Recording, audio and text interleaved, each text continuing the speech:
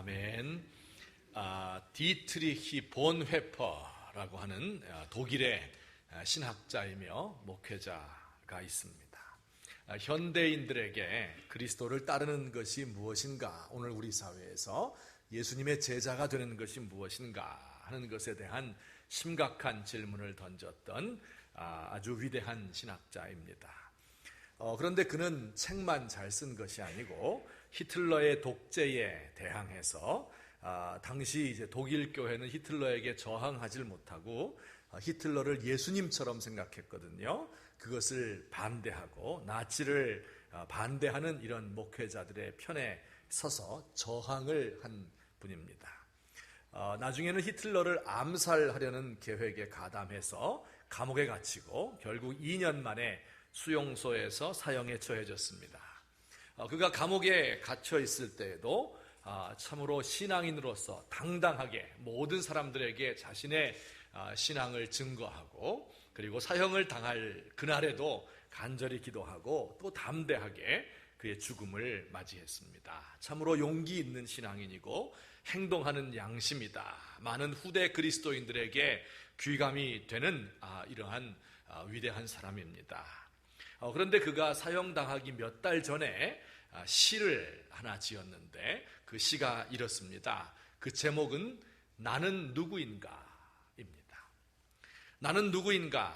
남들은 감방에서 나오는 나의 모습이 침착하고 고요하고 절도 있어 마치 성에서 나오는 영주 같다는데, 나는 누구인가. 남들은 간수들과 이야기하는 나의 모습이 자유롭고 친절하고 분명하여 마치 내가 명령을 내리는 사람 같다는데, 나는 누구인가. 남들은 불행할 나날을 평온과 웃음과 자긍심으로 견뎌내는 내 모습이 마치 승리에 익숙한 사람 같다는데, 남들이 말하는 내 모습이 진짜 나인가, 아니면 나 스스로 아는 모습이 진짜 나인가. 새장에 갇힌 새처럼 불안하고 그리움으로 가득한 나, 목 졸린 사람처럼 숨 쉬려고 바둥대는 나, 색깔과 꽃, 새소리에 굶주린 나, 다정한 말과 인간적인 가까움에 목마른 나, 방자한 행동과 작은 모욕에도 치를 떠는 나, 좋은 일에 대한 기대로 가득 찬 나, 아득히 멀리 있는 기쁨을 무력하게 갈망하는 나, 기도와 생각과 일에 지쳐 멍한 나, 지쳐서 모든 것에 작별을 고하고 싶은 나, 나는 누구인가. 이런 시예요. 다른 사람들이 보는 그 강하고 담대한 모습과 자신이 자기만이 알고 있는 이런 연약함 사이에서 괴로워하고 있는 이런 모습을 볼 수 있습니다. 이 독일에 본회퍼가 있다면 한국에는 주기철 목사님이 계십니다. 한국교회가 자랑하는 목회자요, 또 순교자이지요.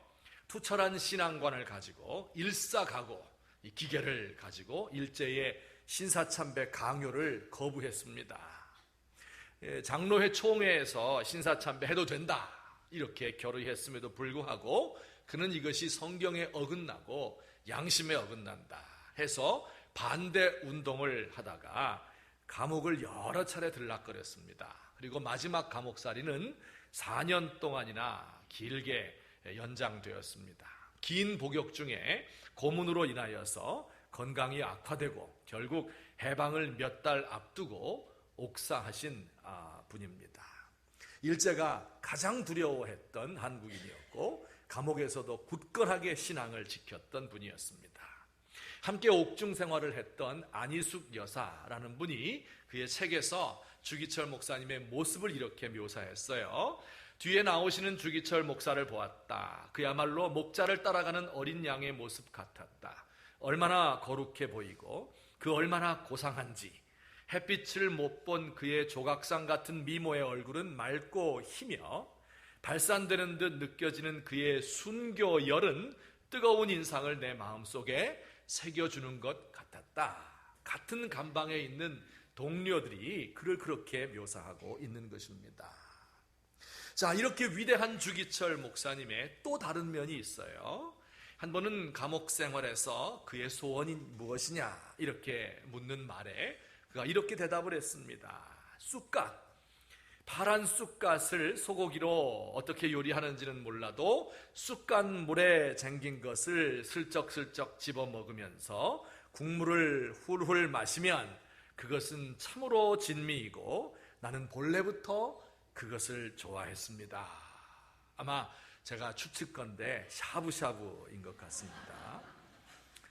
마지막으로 면회를 온 아내에게 마지막으로 이런 말을 남겼어요.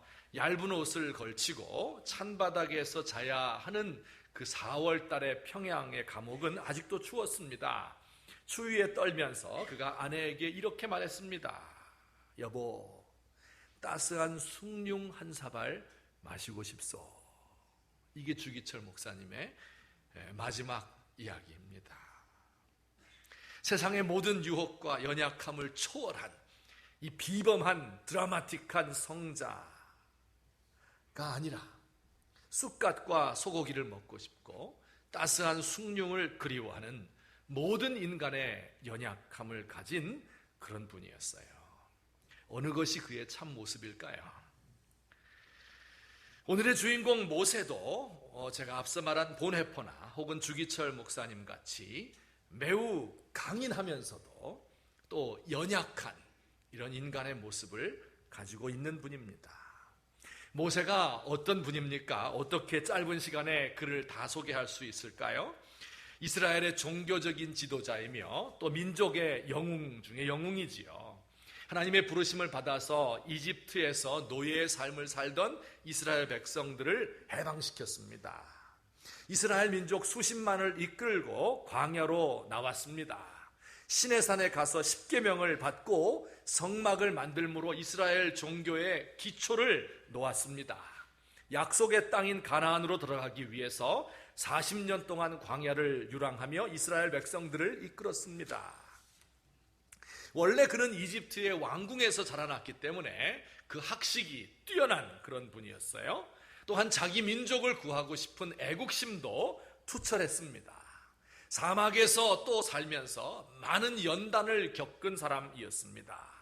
하나님과 만나서 늘 대면하는 그야말로 요즘 말로 말하면 영성이 최고조에 있는 사람이었고 천사가 전해준 율법을 받아서 전달한 사람입니다.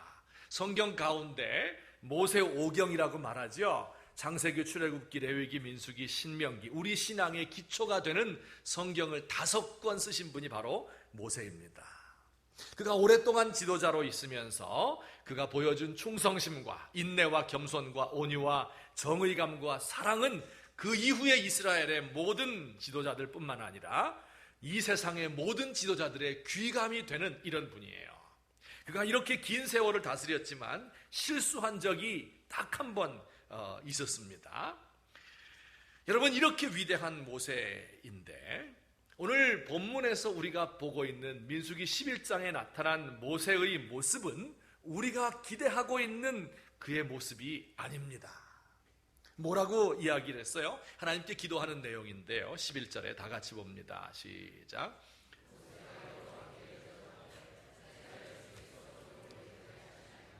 어찌하여 내게 주의 목전에서 은혜를 입게 아니하시고 이 모든 백성을 내게 맡기사 내가 그 짐을 지게 하시나이까. 이렇게 하나님께 이야기했어요. 첫 구절부터 심상치 않죠? 하나님께서 모세를 괴롭힌다는 거예요. 어째서 주께서 종을 괴롭게 하시나이까. 여러분, 이 짐이 너무 무거워서 견딜 수가 없다고 하는 거예요. 지금 이스라엘 백성들의 상황이 어때요? 사막 한가운데 있는 거예요.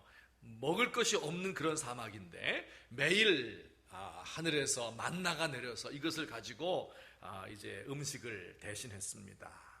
그런데 백성들이 그 만나만 먹다 보니까 동물성 단백질이 먹고 싶었나 봐요. 고기를 달라. 몇 사람이 그렇게 시작을 하니까 그 원망과 불평이 온 이스라엘 수십만 대군에게 다 퍼져서 말이에요. 그 수십만 명이 울면서 모세에게 고기 주세요, 고기 주세요 하면서 떼를 쓰고 있는 이런 모습을 보게 되는 겁니다. 그리고 이 모세가 마음이 얼마나 상했는지 모릅니다. 만약에 여러분들 중에서 한 사람이라도 저에게 전화를 하셔서 목사님, 아우, 목사님 설교는 도대체 들을 수가 없네요. 이렇게 이야기를 하면 제 마음에 상처가 돼가지고 한 1년 정도 갈 것 같아요. 어떻게 되지?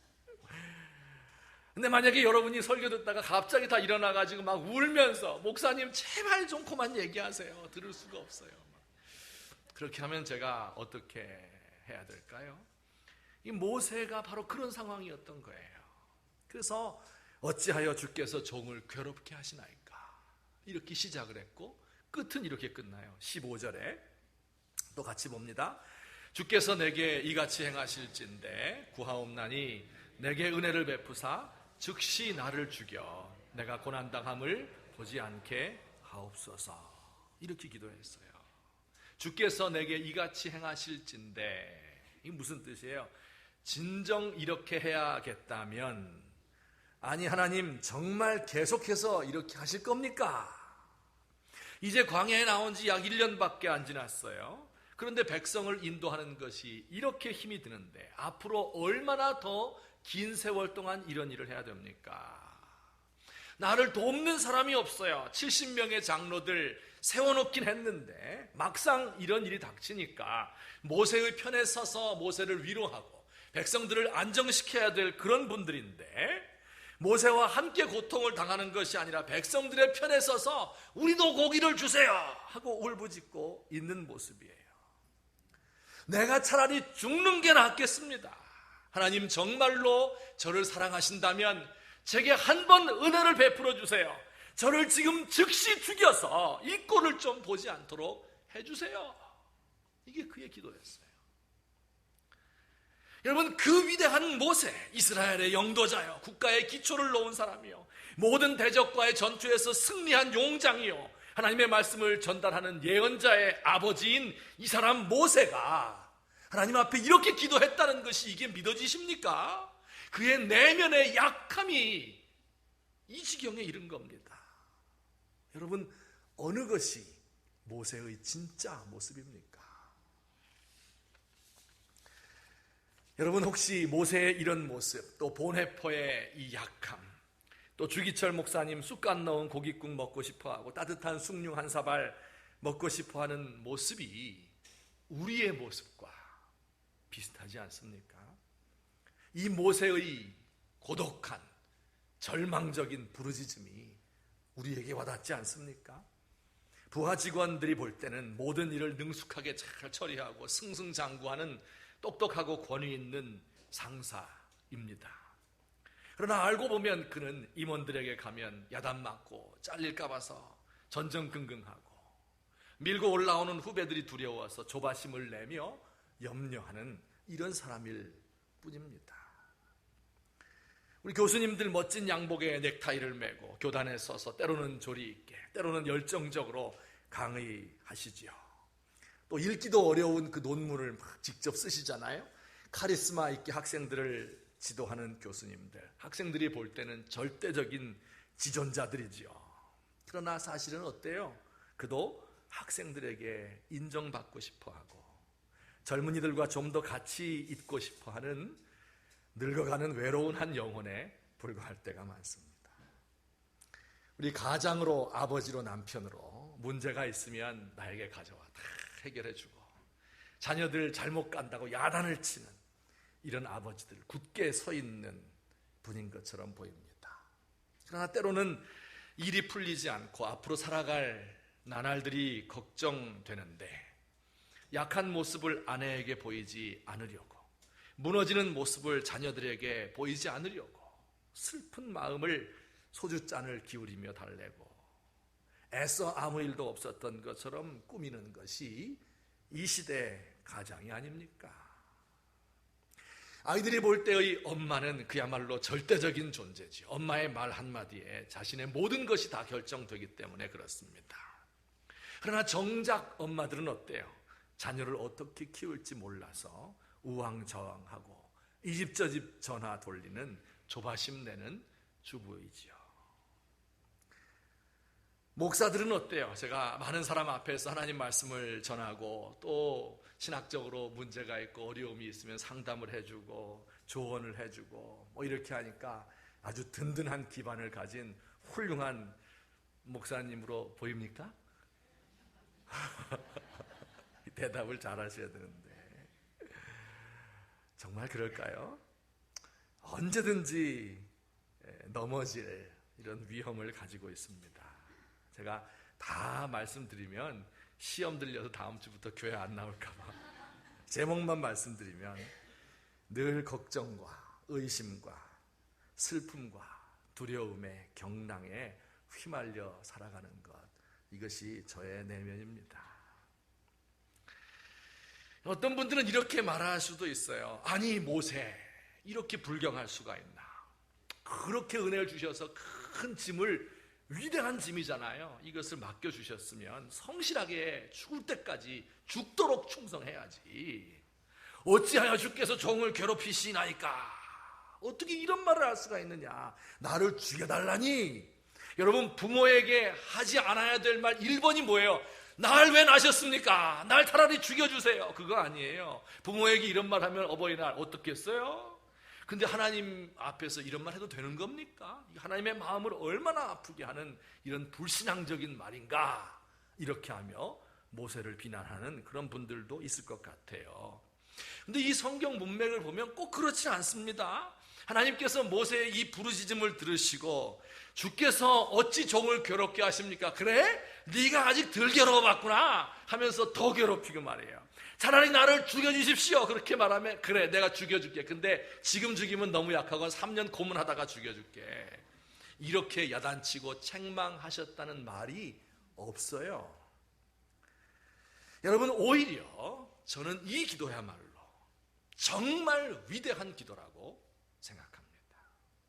저도 이런 기도를 진심으로 한번 드려보고 싶습니다.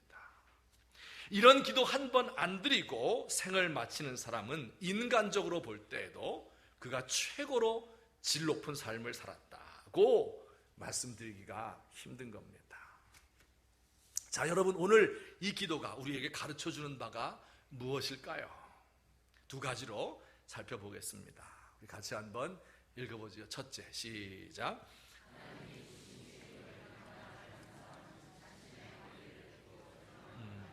이것을 가르쳐주는 거예요. 하나님이 주신 그 무거운 책임을 감당하려는 사람은 반드시 자신의 한계를 느끼고 절망 가운데 빠질 수밖에 없다 하는 것을 모세를 통해서 잘 보여주어요. 하나님이 모세에게 주신 그 큰 사명이 뭡니까? 이집트의 왕 파라오의 노예가 되었던 이스라엘 백성들을 구해내야 되는 거예요. 그 완악한 마음을 가진 파라오와 대항해서 싸워야 돼요. 수십만의 백성들을 광야로 데리고 나와서 이들에게 먹을 것과 마실 물을 주고 인도해야 돼요.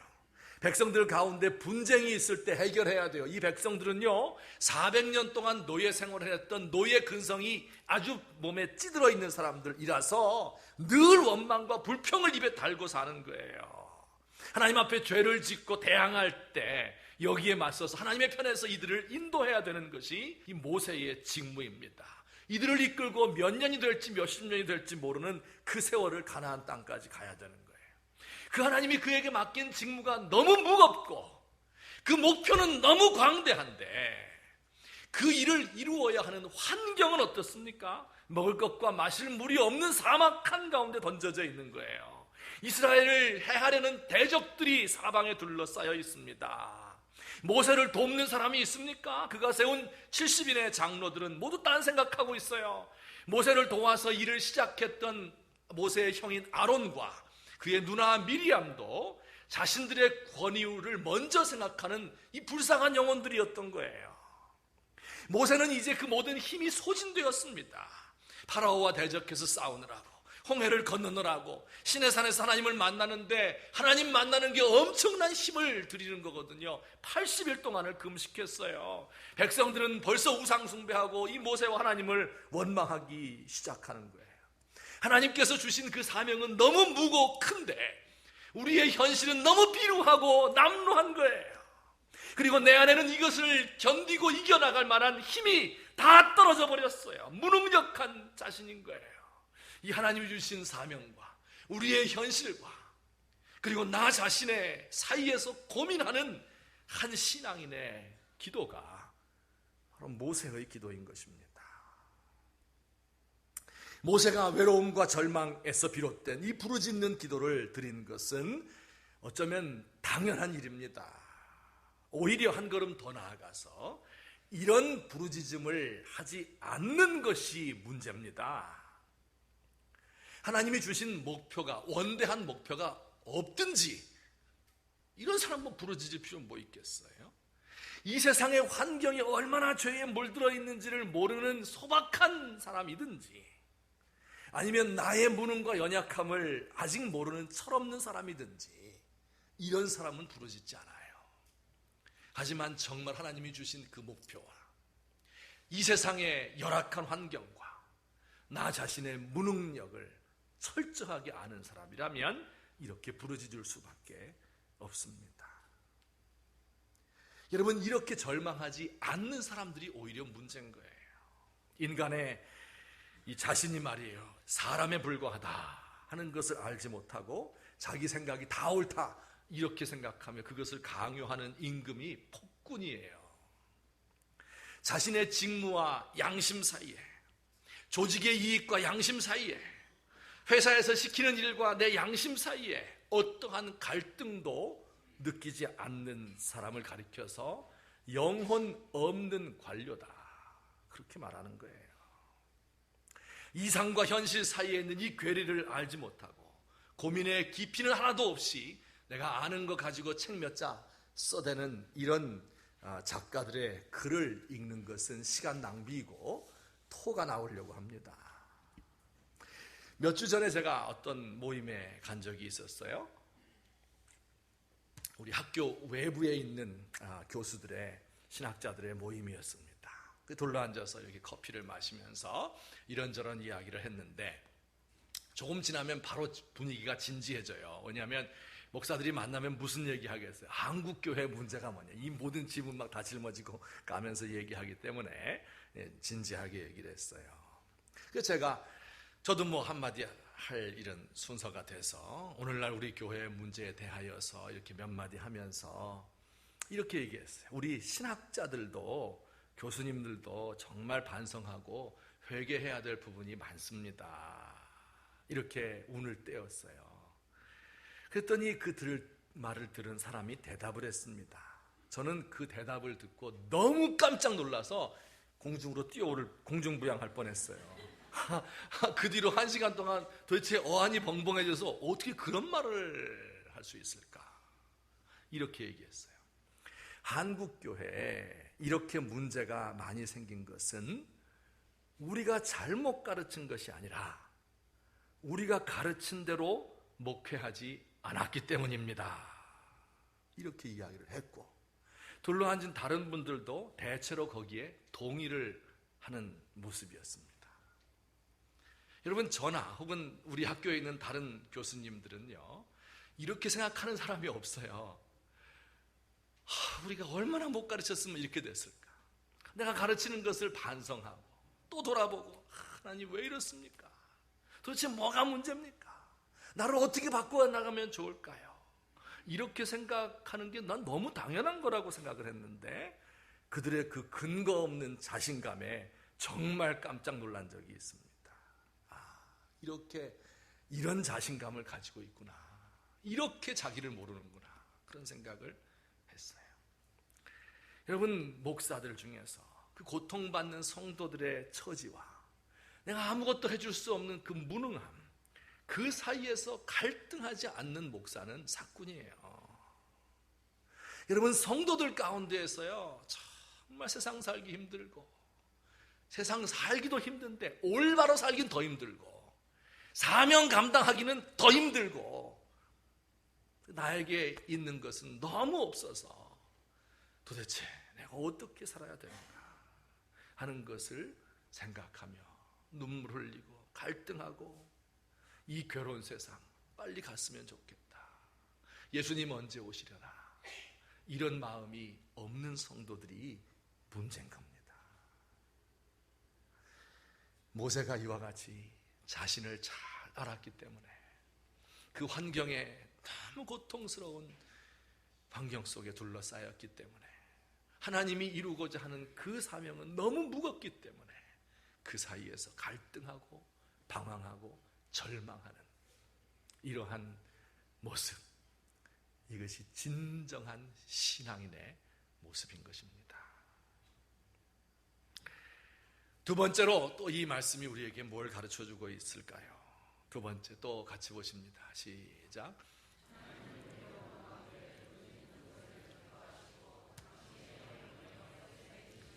외로움 가운데 부르짖는 이 절망하는 모세를 기뻐하시고 당신의 영을 보내서 새 힘을 주십니다.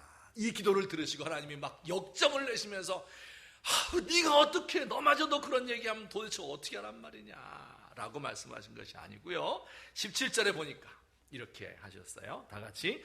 내가 강림하여 거기서 너와 말하고 내게 임한 영을 그들에게도 임하게 하리니 그들이 너와 함께 백성의 짐을 담당하고 너 혼자 담당하지 아니하리라.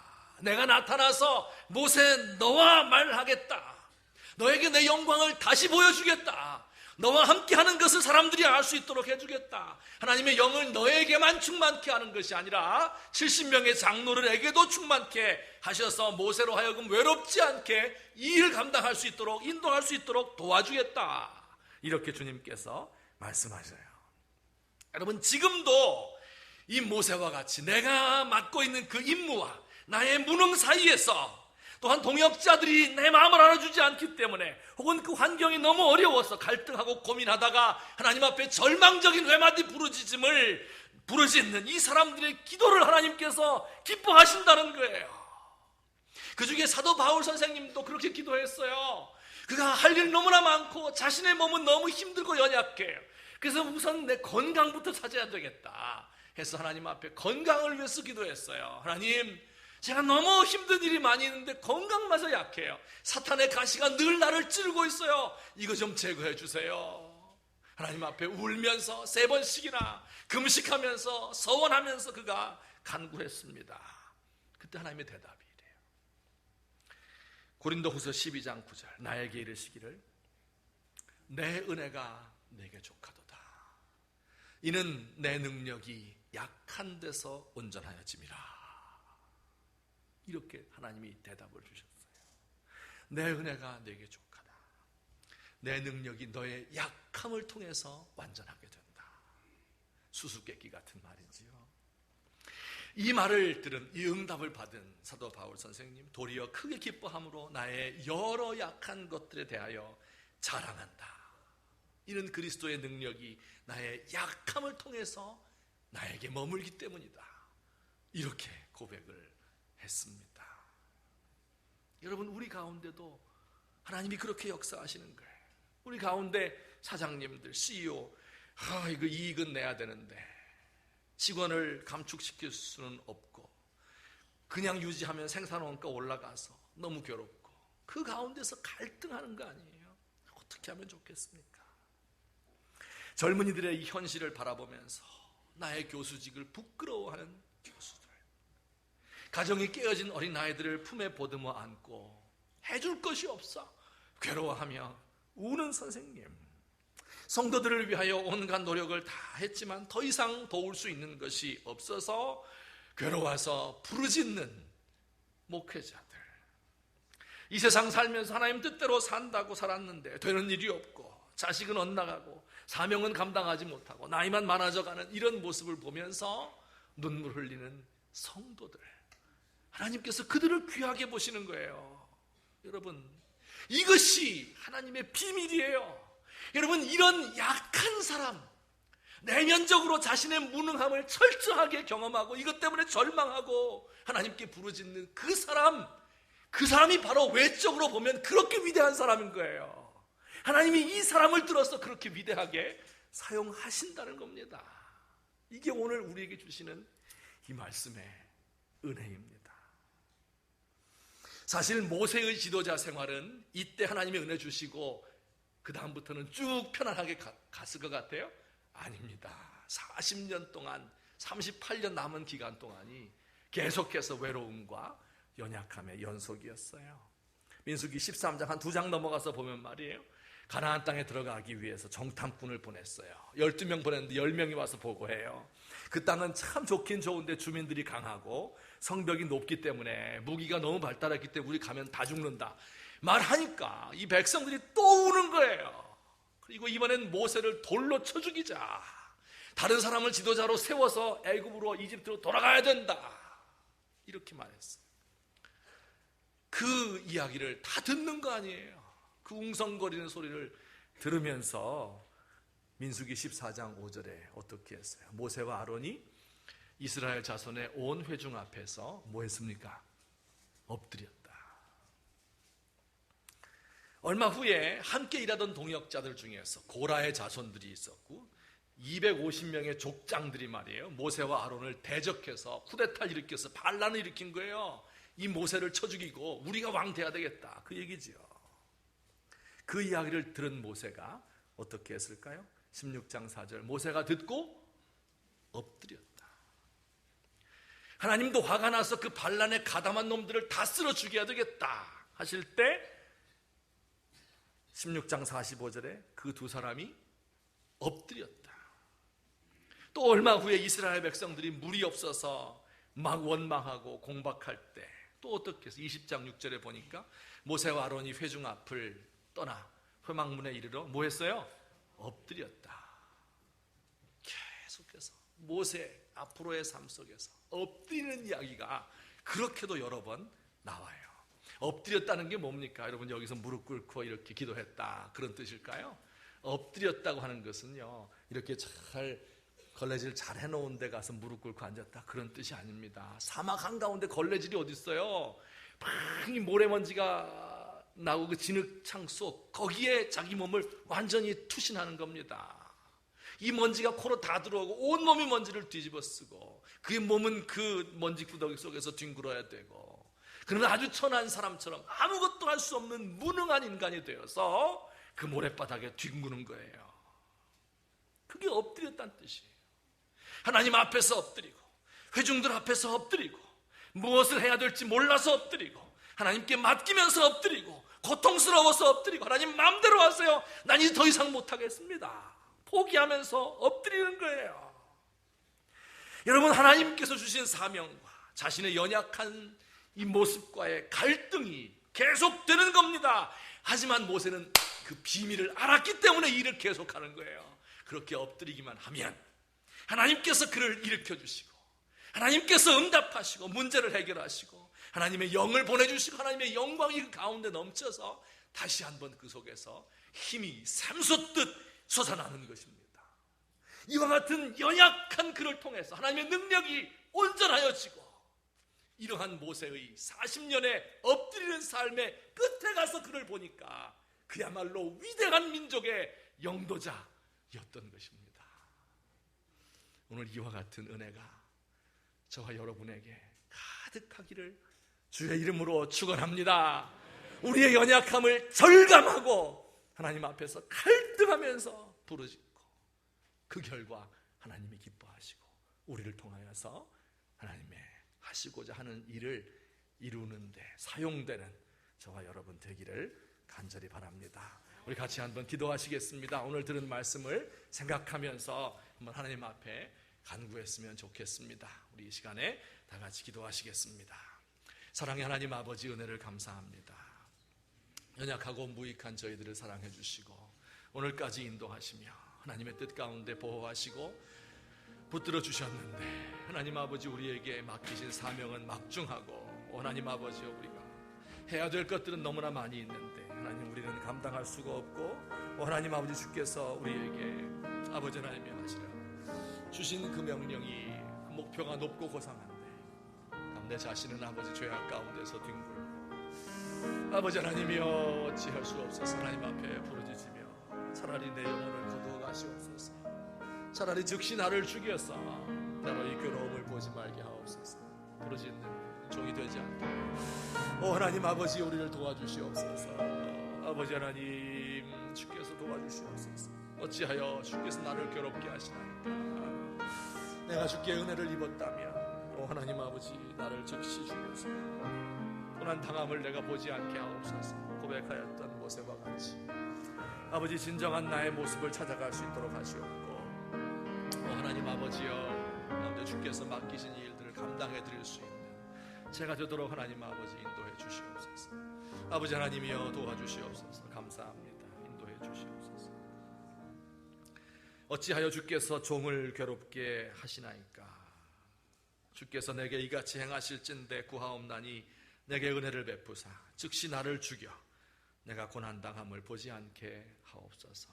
절망 가운데 부르짖었던 이 모세의 기도를 하나님이 기뻐하시고 그와 그의 주변 사람들에게 영을 부어주셔서 능히 감당할 수 있도록 하시고, 궁극적으로는 위대한 민족의 영도자, 하나님의 사명을 감당하는 충성스러운 사람으로 그의 이름을 남길 수 있도록 하신 우리 하나님 아버지, 오늘 이 은혜를 저희에게 허락하옵시고 우리의 절망 속에서 부르짖는 모든 형제 자매들의 소원을 주님께서 들어 응답하여 주시옵소서.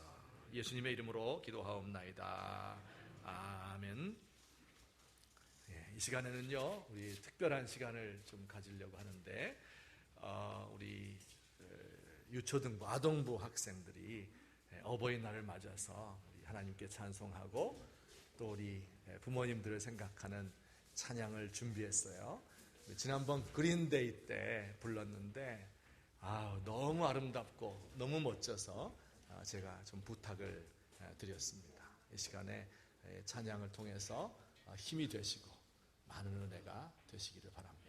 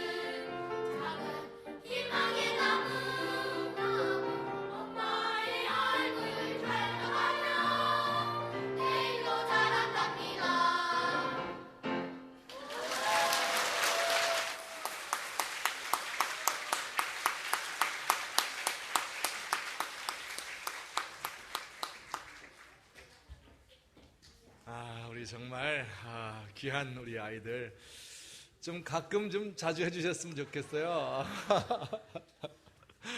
아이고, 제가 설교할 때는 그냥 이렇게 하고 있더니. 우리 한주은 집사님께서 또 이렇게 지도를 잘 해주셔서 아이들이 찬양 가운데서 우리 부모님들에게 기쁨을 드렸습니다. 우리 하나님도 우리가 이렇게 찬양할 때 기뻐하실 줄로 믿습니다. 함께 기도하겠습니다. 사랑의 하나님 아버지, 고맙습니다. 우리에게 이처럼 아름다운 가정을 허락하시고 또한 우리에게 많은 슬픔과 시름이 있다 할지라도 자녀들을 보면서 그들이 성장하는 것을 보면서 하나님 앞에 감사할 수 있도록 도우신 것을 더욱더 감사드립니다. 하나님 아버지여, 오늘 이렇게 우리 부모님 주일을 맞이하여서 우리 함께 예배하고 있는데 우리 사랑하는 귀한 어르신들에게 주께서 은총을 더하시고 그들이 국가와 민족을 위하여서 우리 한국의 교회를 위하여 또한 우리 가정을 위하여 수고하고 노력했던 이 모든 것이 열매가 맺힐 수 있도록 하나님 도와주시옵소서. 아버지, 이들의 남은 삶 동안에 하나님께서 더 큰 은혜와 영육간의 강건함을 허락하여 주시옵기를 소망합니다. 하나님, 우리 모든 후배들도 또 모든 따라가는 자녀들도 앞서가신 분들의 본을 따라서 하나님을 섬기며 주의 일들을 감당할 수 있는 아름다운 가정들 되도록 하나님이 인도하여 주옵소서. 오늘도 하나님 앞에 예물 드렸사오니 주께서 기쁘게 받으시옵고 하나님의 영광 나타내어 주옵시며 드린 손길 위에 하나님의 크신 은혜와 능력으로 가득 채워 주시옵기를 소원합니다. 이제는 우리 주 예수 그리스도의 은혜와 하나님 아버지의 사랑과 성령님의 교통하심이 오늘 이 시간 주 앞에 나와서 말씀 듣고 하나님을 찬송하며 또한 주께서 주신 이 사명 감당하기 위하여 몸부림치며 그리고 때로는 절망 가운데서 부르짖고 때로는 자기를 낮추고 엎드리는 주의 사랑하는 백성들, 또 모든 식구들 지금부터 영원토록 함께 계실지어다. 아멘.